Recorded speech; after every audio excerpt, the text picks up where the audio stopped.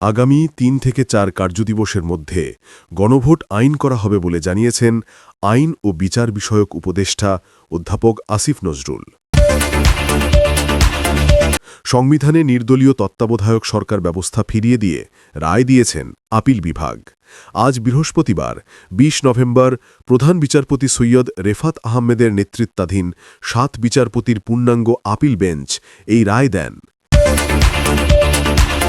Major অবসরপ্রাপ্ত সিনহা মোহাম্মদ রাশেদ খানকে হত্যার দায়ে টেকনাফ থানার বরখাস্তকৃত ওসি প্রদীপ কুমার দাস এবং বরখাস্তকৃত সাব ইন্সপেক্টর লিয়াকত আলীর মৃত্যুদণ্ড বহাল রেখে পূর্ণাঙ্গ রায় প্রকাশ করেছেন হাইকোর্ট।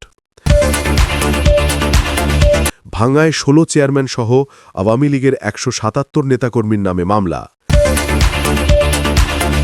চট্টগ্রামের নিমতলা এলাকায় এক্সপ্রেসওয়ে থেকে একটি গাড়ি ছিটকে নিচের সড়কে পড়ে এক পথচারীর প্রাণ গেছে, আহত হয়েছেন ৫ জন।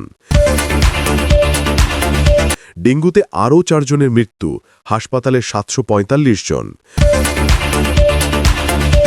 ঢাকার বাড্ডা এলাকায় ইস্ট ওয়েস্ট ইউনিভার্সিটির ছাদ থেকে পড়ে মোহাম্মদ মুনতাসিম নামে শিক্ষার্থীর মৃত্যু। ধর্ম অবমাননার অভিযোগে বাউল আবুল সরকার গ্রেপ্তার। শেয়ারবাজারে কারসাজি মামলায় বিদেশে থাকা ক্রিকেটার সাকিব আল হাসানকে আগামী ২৬ নভেম্বর তলব করেছে দুর্নীতি দমন কমিশন দুদক। ইন্দোনেশিয়ার প্রধান দ্বীপ জাভায় জেগে উঠেছে সুপ্ত আগ্নেয়গিরি। বুধবার ১৯ নভেম্বর এটি থেকে ভয়াবহ উদগীরণ শুরু হয়েছে। এরই মধ্যে জারি করা হয়েছে সর্বোচ্চ সতর্কতা।